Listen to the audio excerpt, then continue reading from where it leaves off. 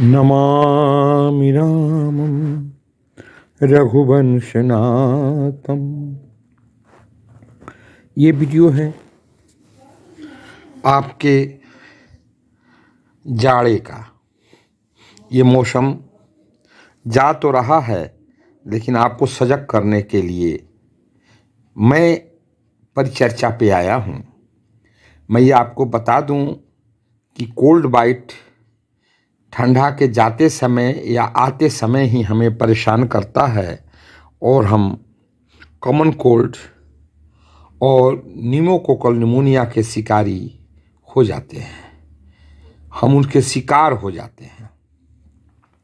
हमें जाते हुए कोल्ड से बच के रहना चाहिए और अपने आप को कोल्ड में ज़्यादा एक्सपोज नहीं करना चाहिए, इसलिए कि अगर हम कोल्ड में एक्सपोज करेंगे तो हमारे शरीर का तापमान जो होना चाहिए उससे ज़्यादा कम हो जाएगा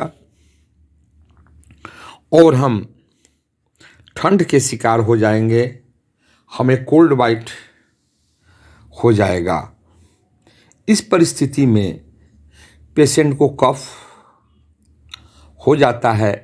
कफ में कभी कभी जो खखार होता है, स्प्यूटम जिसको कहते हैं, उसमें पीला रंग का भी आता है या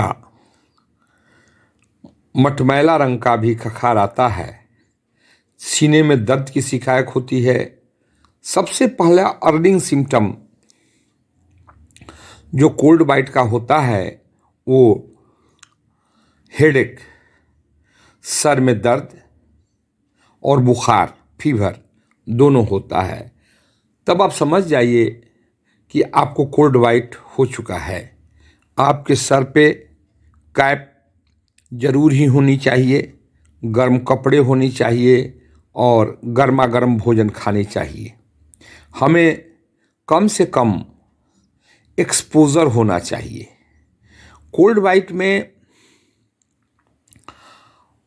अक्सर देखा गया है बड़े उम्र वालों को या 30 से बेसी उम्र वालों का ब्लड प्रेशर ज़्यादा हो जाता है। इस ब्लड प्रेशर से भी हमको बचना है और सीने की दर्द की भी शिकायत होती है। एक सबसे बात है, अनुभव में देखा गया है, कोल्ड डायरिया, ठंडे के मौसम में लूज मोशन हो जाता है। उसमें सिप्रोफ्लोक्सासिन की गोली कारगर होती है। इलेक्ट्रॉल पाउडर दिए जाते हैं सुसुम पानी में, गुनगुने पानी में घोल करके, और इस तरह से पैरासीटामोल देकर के फीवर ही कंट्रोल किया जाता है। आप वीडियो देख के नहीं, अगर आपको फीवर, कफ या डायरिया हो, सर में दर्द हो, एक अच्छे डॉक्टर से सलाह लें और उनकी सलाह पे चलें। सबसे इम्पोर्टेंट बात है कि आप ठंड से बचें। ठंड से बचने के लिए गर्म कपड़े और गर्म भोजन आपके लिए बहुत ही ज़रूरी है। ऐसा करने से आप जाते हुए ठंड से बच सकते हैं और गोइंग कोल्ड को आप कम न समझें, ये मेरी आपसे गुजारिश है। जाता हुआ ठंड भी हमें बहुत सारी परेशानियां दे जाता है, जिससे हमें सजग रहने की ज़रूरत है।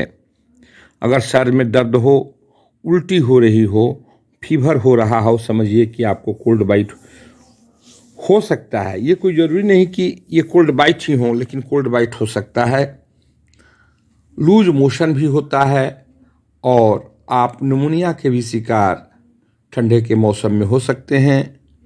उम्रदराज लोगों का ब्लड प्रेशर बढ़ जाता है और हेमरेज, ब्रेन हेमरेज होने की संभावना बनी रहती है। धन्यवाद।